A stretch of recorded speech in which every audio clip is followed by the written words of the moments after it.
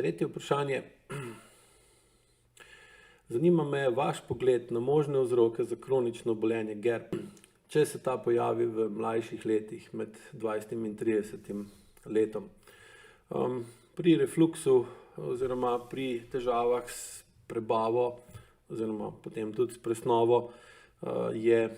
običajno glavni problem povišan tlak v trebušni votlini oziroma močna potreba po izbruhu, močna potreba po tem, da oseba izbruhne ali izbruha določene stvari ven iz sebe.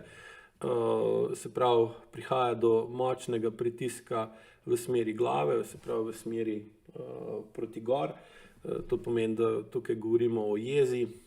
čeprav pri takem stanju, če je kronično, je jeza že običajno je minila oziroma je jeza ni dosegla željenega učinka in se spremeni v bes ali gnev. In v takem primeru seveda potem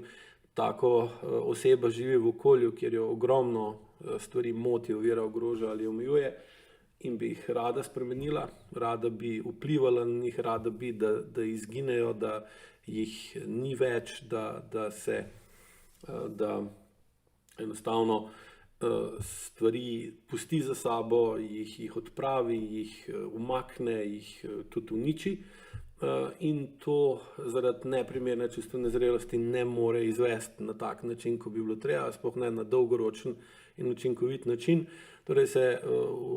se stanje v odnosih med njo in okolico, ki jo moti, ovira, ogroža ali omejuje, slabša oziroma ne izboljšuje, kar pa seveda ustvarja kronično povišan pritisk v trebušni votlini, ki je usmerjen proti gor, ki je usmerjen proti ramenskemu obroču, ki je usmerjen proti glavi, z namenom, da bi lahko z agresivnim vedenjem, z gibi rok, z besedami, s pogledom, z izrazom na obrazu vplivala z čustvi na okolje in dosegla spremembo odnosov, spremembo, ki bi bila dovolj velika in dovolj močna, da bi tisto, kar jo že dolgo časa moti, ovira, ogroža ali omejuje, se odpravilo in uredilo. Zdaj, ker oziroma če se to ne da narediti, če to ni možno speljati, seveda pride pa do tega, da se potem ta energija, ki bi morala biti usmerjena v spremembo odnosov in jo izraziti v okolje, da bi se to tudi naredilo, mora spremeniti v drugo obliko in mora se skozi to drugo obliko izraziti, zato da se notranje stanje v telesu umiri. Običajno je pa dodatna zahteva še ta, da takšno stanje osebo utrudi, osebi vzame motiv, vzame voljo, vzame željo in s tem v bistvu jo toliko utrudi in jo prisili v to, da enostavno sprejme dejstvo, da nima kaj narediti, da enostavno ni sposobna, ni dovolj močna, ni dovolj pomembna, nima dovolj velikega vpliva na okolje, v katerem živi in dela. In GERD vsekakor to kvalitetno doseže, zaradi tega, ker hkrati porablja oseba ogromno količino energije oziroma ogromno količino energije, notranje povišene energije spreminja v bolečino, v slabo počutje, v potrebo po relativno močnem spreminjanju prehrane oziroma ogromno časa in pozornosti vloži v prehrano, kar ji pa seveda onemogoča ali pa pomaga, kakor vzamemo, da ni pozorna na to, kar se v bistvu dogaja v okolici, kaj se dogaja v njej, kako okolica na njo odreagira. Podobno, ko sem razlagal že na odgovoru za prvo vprašanje, je dosti podobna stanja, samo da pač ene osebe grejo v povišanje temperature, druge grejo v to. Čeprav tudi tukaj, če bi šli verjetno meriti temperaturo, bi lahko opazili tudi, da je povezanost z dvigom telesne temperature in gerbom, dviganjem gerba jasno in povezano, ampak v vsakem primeru pride do tega, da je vzrok za tako stanje to, da se ne da tisto, kar nas moti, ovira, ogroža ali omejuje v določenem okolju, urediti na primeren, učinkovit in dolgotrajen način, ampak moramo se navaditi, da je pač tako, da drugače ne more biti, da nismo tega vredni ali da nam ni to usojeno ali pa da je tako že od nekdaj in je pač normalno. In telo pa kljub vsemu temu prepričevanju, da je nekaj normalno in da drugače ne more biti, čuti, da se nahaja v okolju, ki je za njega toksično, da se v tem okolju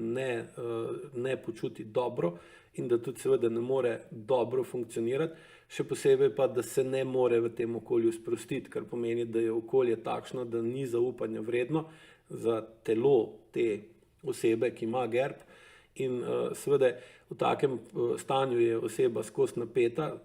je napeta predvsem zaradi tega, da bi naredila iz te napetosti, ki je v bistvu potencialna energija, gibanje, dejanja, vplive, odločitve, s katerimi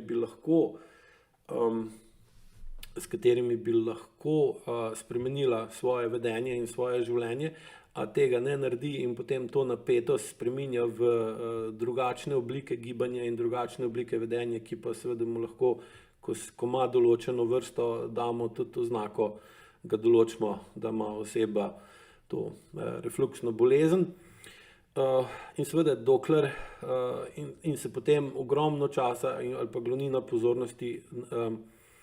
usmeri v to, kako kontrolirati ali obvladovati to stanje, namesto da bi se del pozornosti usmeril v to, kako kontrolirati, obvladovati in spreminjati odnose, v katerem oseba je, da jo nehajo motiti, ovirati, ogrožati ali omejevati, in potem v takem okolju se lahko oseba sprosti, dejansko sprosti, in kljub temu, da je sproščena, se ne počuti ogroženo, ker ne ve, iz katerega konca bo prišel določen pritisk, določena manipulacija, določena zloraba, določen napad, ki ga pa običajno ne zazna, ker je na tako okolje navajena že iz otroštva in ga je pač kot takega sprejela kot dejstvo, da pač tako je. Ga niti ne opazi, da to ni normalno, in pri vseh strankah, ki so imele take težave, se je pokazala ista stvar, in to je, da je okolje, v katerem živijo in so živele, ni bilo niti približno takšno, kot so mislile, da je bilo, ali pa so bile prepričane, oziroma so si želele, da ne bi bilo. In bolj, ko so skozi razlago in skozi vaje znale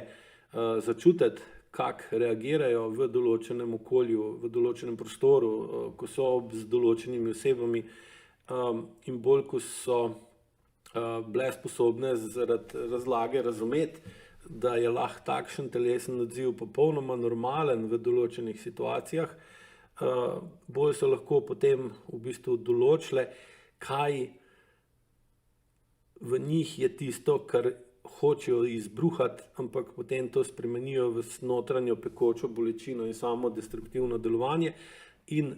pol čas in energijo, ki jo imajo na voljo za reševanje problemov, usmerijo v reševanje problemov, kaj naj jedo, kako naj jedo, ali pa kaj ne smejo jesti, ali pa kako ne smejo jesti, da ne bi imeli te kronične bolečine v prebavilih.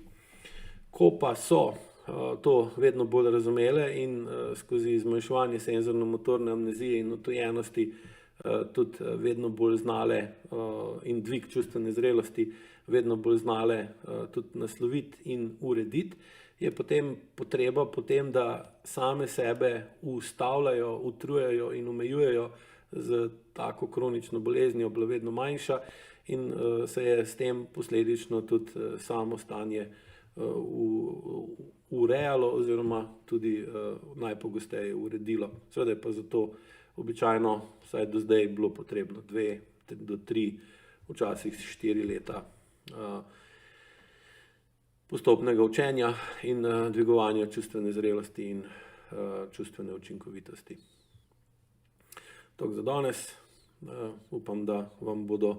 odgovori v korist pri razumevanju možnih razlogov za vaša stanja in da vam bojo v pomoč, da boste ob obstoječih pristopih, ki jih uporabljate, lahko dodali še tega in s tem naredili višjo učinkovitost svoje spremembe in ukvarjanja, uporabe časa in energije, ki jo imate na voljo, da boste dosegli izboljšanje ali odpravo kroničnih stanj.